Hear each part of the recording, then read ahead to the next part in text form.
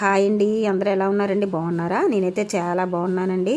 ఈరోజు ఎంతో క్రిస్పీగా ఎంతో టేస్టీగా గుమ్మగుమ్మలాడే కాలీఫ్లవర్ పకోడీ అయితే చేశాను. నేను రోట్లో పచ్చిమిర్చితో మసాలా అయితే దంచానండి. ఆ మసాలా వేయడం వల్ల పకోడీ అయితే ఫ్లేవరు టేస్ట్ అదిరిపోతుంది. ఈ స్టైల్లో ఒక్కసారి ట్రై చేశారంటే మళ్ళీ మళ్ళీ చేస్తారు, అంత టేస్టీగా ఉంటుంది. నా ఛానల్ని ఎవరైనా కొత్తగా చూసిన వాళ్ళైతే ప్లీజ్ అండి సబ్స్క్రైబ్ చేయండి. సబ్స్క్రైబ్ చేసిన లైక్లు చేయండి, షేర్ చేయండి, కామెంట్స్ పెట్టండి. నా ఛానల్కి అయితే సపోర్ట్ ఇవ్వండి. వీడియోలోకి వెళ్ళిపోదాం. ఇక అయితే ఒక మీడియం సైజు కాలీఫ్లవర్ని అయితే తీసుకోవాలి. తీసుకున్న కాలీఫ్లవర్ని సెంటర్లో అలా 2 ముక్కలుగా కట్ చేసేసుకోండి.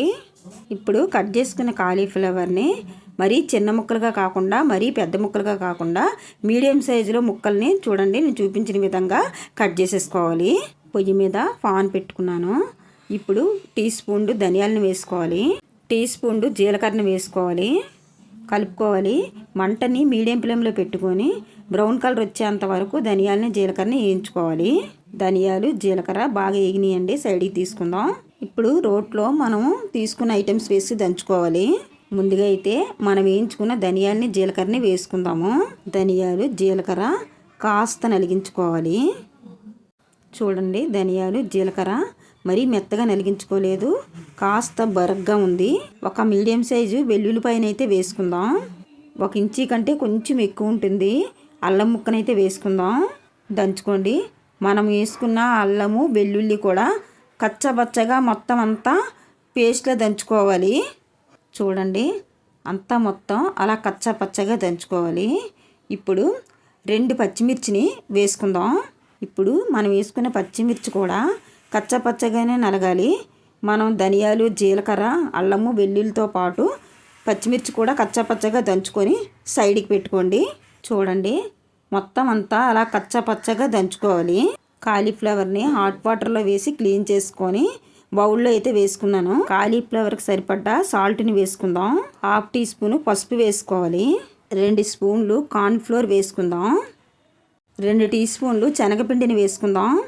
1 టీ స్పూన్ కారం అయితే వేసుకోవాలి. ఆల్రెడీ దంచుకున్న పేస్ట్లో మనం పచ్చిమిర్చి వేసాం కాబట్టి చూసుకొని వేసుకోండి కారం.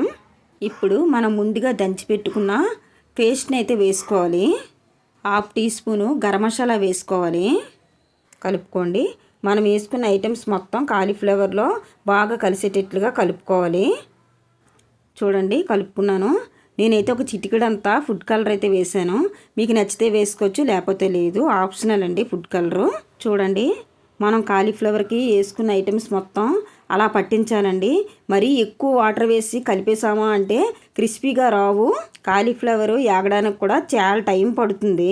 ఇప్పుడు మొత్తం కలిపేసుకున్న తర్వాత ఒక 10 మినిట్స్ పక్కన పెట్టేసుకోవాలి. పొయ్యి మీద కళాయి పెట్టుకొని ఆయిల్ పోసుకొని కాస్త హీట్ అయిన తర్వాత మనం కాలీఫ్లవర్ పకోడీ ముక్కలను అయితే వేసుకోవాలి. మరీ ఎక్కువ హీట్ అయిపోయిందంటే ఆయిల్ తొందరగా పైన ఏగిపోతే లోపల కుక్ అవ్వదండి. అందుకే మంటని మీడియం ఫ్లేమ్లో నుంచి సిమ్లోకి మార్చుకుంటూ వేయించుకోవాలి. మనం పకోడీ వేసుకున్న తర్వాత ఒక 5 మినిట్స్ ఆగిన తర్వాత కదుపుకోవాలండి, లేదంటే మసాలా మొత్తం చల్లా చెదిరైపోతుంది. నేను పకోడీ వేసుకున్న 5 మినిట్స్ వరకు మంటని మీడియం ఫ్లేమ్ నుంచి సిమ్లోకి మార్చుకుంటూ వేయించుకున్నాను. ఇప్పుడు ఏగిన ఒక్కొక్క పకోడీ ముక్కని గరిటతో తిరగవేసుకోవాలి. ఇలాగా ఒక పక్క ఏగిన తర్వాత తిరగవేసుకుంటే మనం పట్టించిన మసాలా మొత్తం చెదిరిపోకుండా ముక్కకు అలా పట్టుకొని ఉంటుందండి. మనం తినేటప్పుడు చాలా టేస్ట్ అనిపిస్తుంది.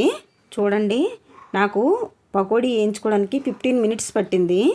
చూడండి, ఆ కలర్ వచ్చిన తర్వాత తీసుకోవాలి సైడ్కి. ఇప్పుడు రెండో వాయిని వేసుకుందాం. ఆయిల్ చూడండి ఎంత హీట్ తక్కువగా ఉందో అంత హీట్ తక్కువగా ఉన్నప్పుడే వేసుకోవాలి. అప్పుడే స్లోగా ఏగుతూ లోపల కూడా ఉడికి పైన క్రిస్పీగా ఉండి చాలా టేస్ట్ అనిపిస్తుందండి మనం తినేటప్పుడు. అన్నీ ఇదే కలర్ వచ్చినంత వరకు వేయించుకొని సైడ్కి తీసుకోవాలి. పకోడీ వేయించుకున్న తర్వాత 4 పచ్చిమిర్చిని సెంటర్లో కట్ చేసుకున్నాను, వేసుకుందాం. ఇప్పుడు గుప్పిడంత కరివేపాకుని వేసుకుందాం. పచ్చిమిర్చి కరివేపాకు బాగా వేగిన తర్వాత సైడ్కి తీసేసుకోవాలి. మీరు ఎన్నో రకాలుగా ట్రై చేసి ఉండొచ్చండి. ఈ స్టైల్లో ఎప్పుడూ ట్రై చేసి ఉండరు, ఒక్కసారి ఈ స్టైల్లో ట్రై చేయండి. మనం దంచుకున్న పచ్చిమిర్చి మసాలా పౌడర్ని వేయడం వల్ల పకోడీ మరింత టేస్ట్గా ఉంటుంది. ఆ ఛానల్లో పెట్టిన వీడియోస్ ఎవరికైనా నచ్చినట్లయితే ప్లీజ్ అండి లైక్ చేయండి, షేర్ చేయండి, కామెంట్స్ పెట్టండి, సబ్స్క్రైబ్ చేయండి. నోటిఫికేషన్ కోసం అయితే గంట సింబల్ని అయితే యాక్టివేషన్ చేసుకోండి. Thank you for watching.